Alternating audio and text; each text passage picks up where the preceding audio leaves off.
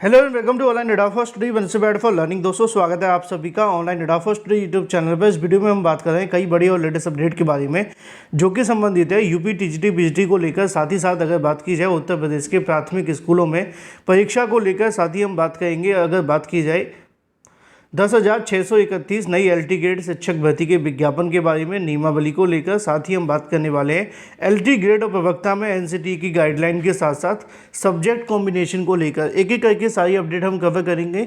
Channel को subscribe करके bell icon को दबा लें और वीडियो को लाइक कर दें, जिससे कि आपको रियल ऑथेंटिक जानकारी ऑनलाइन एडाफा स्टडी यूट्यूब चैनल के माध्यम से मिलती रहे। सीधे शुरुआत करते हैं सबसे पहली अपडेट के साथ। और सबसे पहली जो अपडेट है दोस्तों, आगे बढ़ने से पहले हम बात करें सुपर टीईटी 2025 की बेस्ट बुक के बारे में, जो कि चक्षु प्रकाशन की। जैसा कि आप जानते हैं कि सुपर टीईटी के लिए आपके पास में एक बेस्ट स्टडी मटेरियल होना चाहिए, और बेस्ट स्टडी मटेरियल के लिए चक्षु प्रकाशन ने अपनी बेस्ट बुक लॉन्च कर दी है 2025 एग्जाम के लिए, जो कि आपको स्टडी गाइड देखने के लिए मिलती है प्राथमिक स्तर भर्ती परीक्षा के लिए, जिसमें आपको 5000 से ज़्यादा बहुविकल्पीय क्वेश्चन और 2 सॉल्व पेपर भी देखने के लिए मिलते हैं 100% आपके सिलेबस पर आधारित, जैसा कि आप सभी अपनी स्क्रीन पर देख सकते हैं। इस बुक में आप सभी को बेस्ट स्टडी मटेरियल के साथ में बेस्ट क्वेश्चंस भी देखने के लिए मिलते हैं, क्योंकि आपकी परीक्षा में आने वाले वो सभी एक्सपेक्टेड क्वेश्चन आपको इसमें देखने के लिए मिल जाते हैं, और उन सभी क्वेश्चंस की आप सभी को सटीक और सही उत्तरमाला भी दी जाती है व्याख्यात्मक हल के साथ। चक्षु प्रकाशन का स्टडी गाइड के साथ में प्रैक्टिस सेट भी आता है, जिसको आप परचेस करके अपनी तैयारी और बेहतर बना सकते हैं। आप इसे चक्षु.com या फिर किसी भी अमेजोन, फ्लिपकार्ट या किसी भी ऑनलाइन वेबसाइट से परचेस कर सकते हैं। साथ ही साथ अपने नज़दीकी स्टोर से जाकर भी ले सकते हैं। मैंने आपको इसके लिंक वीडियो की डिस्क्रिप्शन में दे दिए हैं। आज ही परचेस करें अपनी बेस्ट प्रिपरेशन के लिए और सुपर टीईटी में एक सीट लेने के लिए। चलिए वापस आते हैं अपने मुद्दों की तरफ। और सबसे पहला जो मुद्दा है वो आप सभी के सामने है एलटी ग्रेड शिक्षक भर्ती को लेकर। एलटी ग्रेड शिक्षक भर्ती हो या जीआईसी प्रवक्ता शिक्षक भर्ती, एक तरीके से आप सभी जानते हैं कि जो राजकीय विद्यालय होते हैं वहाँ पर इनको आप टीजीटी पीजीटी के नाम से जान सकते हैं, क्योंकि राजकीय विद्यालयों के अंदर होने वाली शिक्षक भर्ती भी आपको टीजीटी पीजीटी की तरह देखने के लिए मिलती है, क्योंकि योग्यता भी लगभग सेम होती है और भी बहुत सारी चीज़ें। लेकिन टीजीटी पीजीटी में थोड़े विवाद ज़्यादा होते हैं। उसकी सबसे बड़ी जो वजह आपको देखने के लिए मिलती है वो ये है कि यहाँ पे बहुत सारे जो नियम है पुराने इस्तेमाल किए जाते हैं। आपको पता नहीं होगा कि टीजीटी पीजीटी के अंदर तो ऐसे ऐसे नियम हैं जो लाहौर की डिग्री को भी आज तक वैलिड रखे हुए हैं, जबकि लाहौर अब भारत का पार्ट नहीं है, लेकिन बावजूद इसके अगर वहाँ पे योग्यता ये लिख दी जाए कि अंतर्राष्ट्रीय निवासी हो तो उसमें वो नौकरी पालेंगे पाकिस्तान वाले, क्योंकि ये लिख दिया जाता ना इंडिया में कि भारत का निवासी हो, इसलिए वो नौकरी नहीं कर पाते। अदरवाइज़ वो लाहौर वाले भी इसमें आकर के आवेदन कर लें। अभी तक ऐसी ऐसी योग्यताएं रखी हुई हैं। आप टीजीटी पीजीटी की योग्यता उठा करके देखिए, फिर आपको पता चलेगा।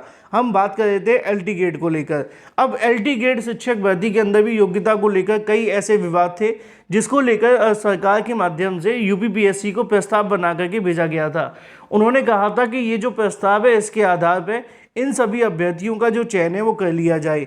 और मैंने आप सभी को बताया भी था कि इसके संबंध में अब जो उत्तर प्रदेश लोक सेवा आयोग है वो इसका कहीं ना कहीं डिसाइड करेगा कि इस मामले पे उनको क्या करना है और क्या नहीं।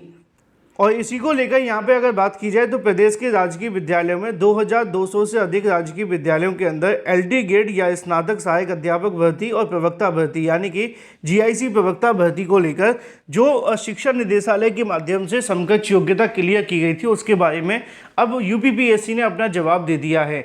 उनका कहना यह है कि नियमावली 2 साल में अपडेट नहीं हो सकी।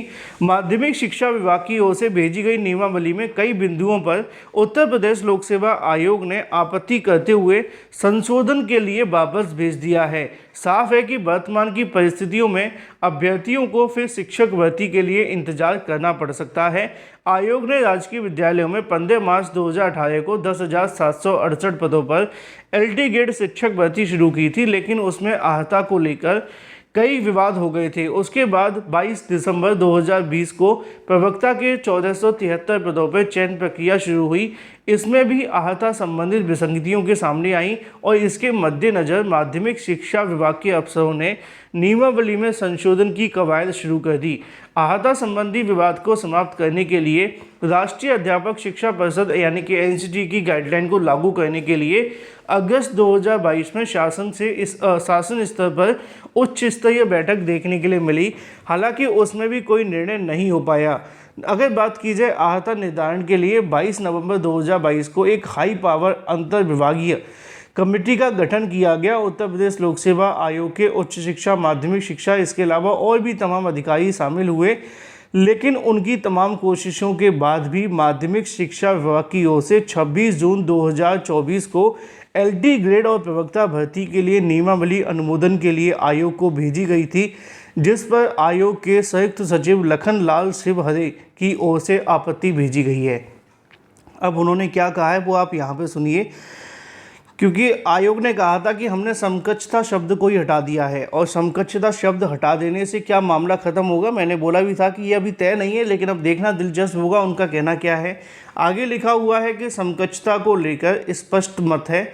आयोग ने विभिन्न विषयों से संबंधित शिक्षक भर्ती में समकक्षता को लेकर स्पष्ट मत देने को कहा है। उदाहरण के तौर पर वनस्पति व जंतु विज्ञान विषय में प्रवक्ता भर्ती के लिए एनिमल साइंस यानी कि जूलॉजी, अप्लाइड एनिमल साइंस यानी कि प्लांट साइंस और बायो साइंस आदि शाखाओं में समाहित है या नहीं, इसका जवाब दिया जाए। प्रवक्ता में भौतिक विज्ञान, अप्लाइड फिजिक्स प्रवक्ता गणित के लिए MSc mathematics and computing MSc applied है, और मैथमेटिक्स एमएससी मैथमेटिक्स जो MSc mathematics and scientific computing और एमएससी मैथमेटिक्स साइंस और एवं MSc mathematics with computer science उपाधि शामिल है या नहीं। सुनकर के आपको बहुत अजीब लगेगा, लेकिन ये योग्यताएं हैं। अब जब ये योग्यताएं जैसे कि बीएड और बीटीसी है ना, ये तो छोटी सी योग्यता हो गई, लेकिन यहाँ पे जो मामला फंस जाता है वो सब्जेक्ट कॉम्बिनेशन में फंस जाता है। अब आप जानते हैं किसी ने जूलॉजी के साथ किया है, किसी ने किसी के साथ किया है ना। हिस्ट्री में आप देखते हैं कि बहुत सारी अलग अलग योग्यताएं कर लेते हैं, तो वहाँ पे ये जो योग्यता कॉम्बिनेशन को लेकर फंसती है ना, उसी के बारे में यहाँ लिखा हुआ है।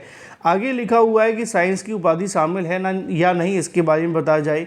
इसी प्रकार रसायन विज्ञान के लिए MSc analytics chemistry, integrated MSc BEd chemistry व बायोकेमिस्ट्री शामिल है या नहीं। साथ ही मास्टर ऑफ अप्लाइड इकोनॉमिक्स व बिजनेस इकोनॉमिक्स की उपाधि प्रवक्ता अर्थशास्त्र के अंतर्गत है या नहीं, इसके बारे में जवाब दिया जाए। तो फिलहाल एलटी ग्रेड जीआईसी प्रवक्ता भर्ती को लेकर मामला फिर से वापस भेज दिया गया है। देखना दिलचस्प होगा कि आगे होता है क्या, लेकिन ऐसा कर देने से मामला ये है कि भर्ती के लिए अब जो इंतज़ार है वो फिर से हमें करना पड़ेगा। यानी कि अब फिर से कहीं ना कहीं शिक्षा सेवा आयोग यानी कि नए शिक्षा सेवा चयन आयोग की तो बात ही नहीं, शिक्षा निदेशालय की बात है। शिक्षा निदेशालय के माध्यम से दोबारा से इसको लेकर नियमावली फिर से संशोधित की जाए और फिर यूपीपीएससी को भेजा जाए। यूपीपीएससी इसको कंफर्म कर दे, तब जाकर के विज्ञापन आएगा। मतलब मामला इधर उधर घूम रहा है। परिषदीय विद्यालय में नेट का आयोजन किया जाएगा। उत्तर प्रदेश के प्राथमिक स्कूलों में होने वाली परीक्षा को लेकर नेट परीक्षा के संबंध में जो परीक्षा की तारीखें वो जारी कर दी गई हैं। ये जो परीक्षा आपको देखने के लिए मिलेगी 28 से लेकर 23 नवंबर को होगी। ये परीक्षा है निपुण असेसमेंट टेस्ट आपको देखने के लिए मिलेगा और इसी के संबंध में यहाँ आयोजन की जा रहा है। इसी के साथ बात कर ली जाए अपनी अगली अपडेट के बारे में, जो कि संबंधित है यूपी टीजीटी पीजीटी को लेकर। यूपी टीजीटी पीजीटी के संबंध में जैसा कि आप जानते हैं कि यहाँ पर जो आप सभी की परीक्षा करवानी है वो नई शिक्षा सेवा चयन आयोग से करवानी है और इसी को लेकर अभ्यर्थियों के माध्यम से एक बड़ा धरना प्रदर्शन का आयोजन किया जा रहा है 15 अक्टूबर 2024 को, जिससे कि शिक्षा सेवा चयन आयोग पर दबाव बनाकर पदों को जोड़कर जो विज्ञापन है वो नए सिरे से जारी करवाया जाए, पदों की संख्या बढ़ाकर परीक्षा करवाई जाए। देखना दिलचस्प होगा कि आयोग इस बात को कितना मानता है और कितना फॉलो करता है। Thank you for watching this video.